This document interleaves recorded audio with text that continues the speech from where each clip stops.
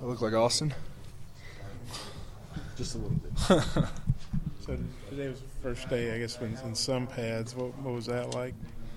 It was good. It was physical. I think as an offense, we definitely need to clean up. We had too many errors, whether it was ball control, false starts and stuff like that, but it was a good first day.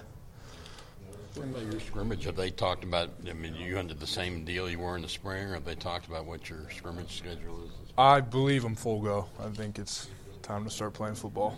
You guys have those new protective padding on the helmets. Kind of what are your thoughts on those? I mean, I'm all about it if it protects our heads and everything like that. It's a little hotter, but it's if it's going to protect our heads and everything, I'm all about it. Are they going to let you use those in games? Have they talked about that? Or not? I don't think so. Could be the next thing. I don't know. I know you're not back there throwing the ball like Austin, but you guys obviously lost a lot of playmakers, and Jared in full go right now. Kind of what's your thoughts about the guys that you all are going to need at running back and receiver and tight end to maybe play bigger roles with the guys you've lost? Well, yeah, with Jared being hurt, it's definitely a good opportunity for the young guys to step up and show what they're made of, and definitely with him he's kind of the leader of that group, so it's a chance for guys to emerge not only as playmakers and everything like that, but somebody to lead that group while he's gone. And then obviously we need guys to step up at running back and tight end. Well, it's a little too early to tell who that is, but a lot of guys are working hard. Which guys are impressing you just through these first few days? Jeremy Patton's made a lot of good catches. TJ Hammonds has too. I mean, Chase Hayden's definitely a shifty guy. Devwall's running the ball hard. Malik's running the ball hard. David Williams is very good at communication and pass pro. I've loved that about him. But he's been running the ball hard too as well. Yeah, what kind of progression have you seen in Jalen Merrick? Good. He's definitely, I think, starting to take this as a more serious role and realize that he's got something special with his genetics and everything, and he could get a chance to be on the field. He's definitely working hard. He needs to figure out the consistency part a little bit more, but I've been pleased with him. You guys have the same five out there right now starting as you did in the spring. What kind of continuity do you think you guys are developing? Well, it's a lot better communication-wise. You just get comfortable with guys. You know what to say. There's times where I can look to my left and I don't even have to say anything. I can look at Yella and he knows what to do. Same thing with Johnny. And it's just with offensive line, the continuity is so huge, and it's definitely showed in the pass protection as the year has gone on. How big a difference is there in Yalta having a season and a spring behind him as offensive guard? Well, I think – Yelda? Yeah. Oh, it's been huge. A season, a spring, and then just developing his body with Herb and everything. If you see him out there, he's freaking jacked. And he's just really bought into being a good offensive lineman, studying film, figuring out what calls to make and everything like that. It's been really impressive. Running backs, what have you seen from them after they've had to reshuffle after losing Raleigh? A lot of eager guys, a lot of talent too. Devlaw's really stepped up as a leader of that group. David Williams just came in and he's been really vocal too, and he's been very good in the pass pro, like I said earlier.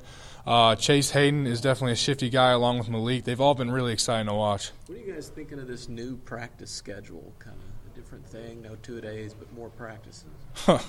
I like 2 days, but I don't know. Whatever we got to do, I got to do, I guess. I guess it's more spread out, over more days. Yeah. I don't know. I mean, it's football. I guess we're in the grind of it. I don't know. Hey, Frank, what have you seen out of Bijan? Where is he taking the biggest steps for Bijan?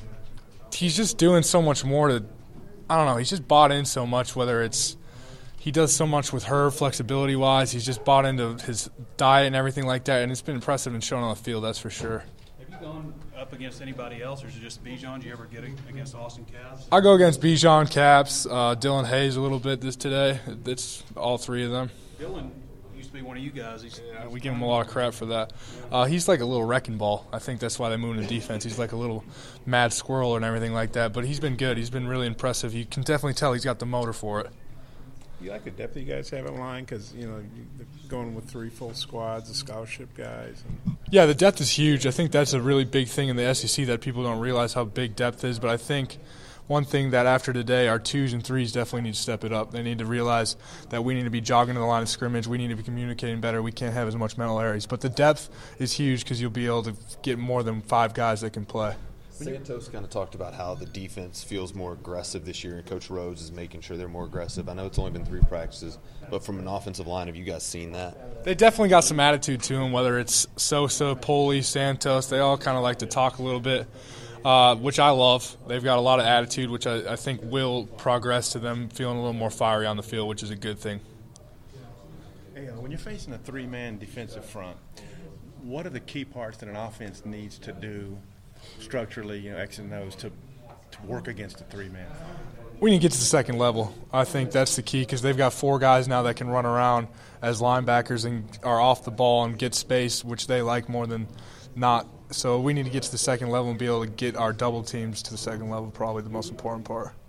Kevin Richardson was in here yesterday, said Sosa, and I believe he said Colton Jackson might have tied up a little bit. So what do you feel your role is when those things are going on? Oh, get in on it. I mean, fighting is good to a certain extent. I mean, it brings out the competition in the guys, and it's always fun to kind of rough it up and compete like that. But obviously, there's a line that needs to be drawn. He said there were some skirmishes. Is that how you? I call them healthy skirmishes. Yeah. Just competing. Yeah.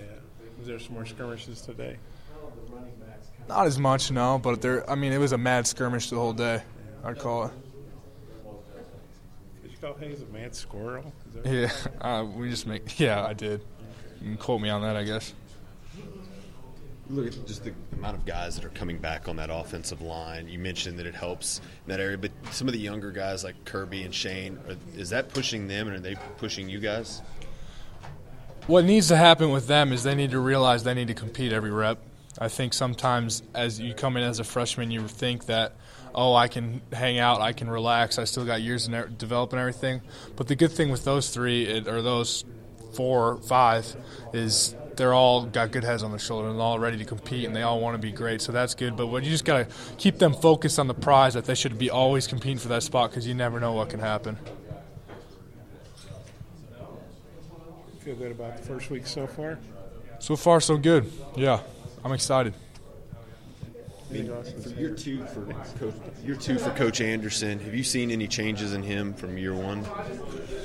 Him personally? Yeah, just in how he coaches you guys and things like that. Well, I think he realizes that some things we get now, that he doesn't have to coach as much because we are able to coach ourselves and everything. But I mean, he's the same guy. He's very a technician kind of coach, so he's still very anal on that kind of things. But so far, he's been the same, I'd say.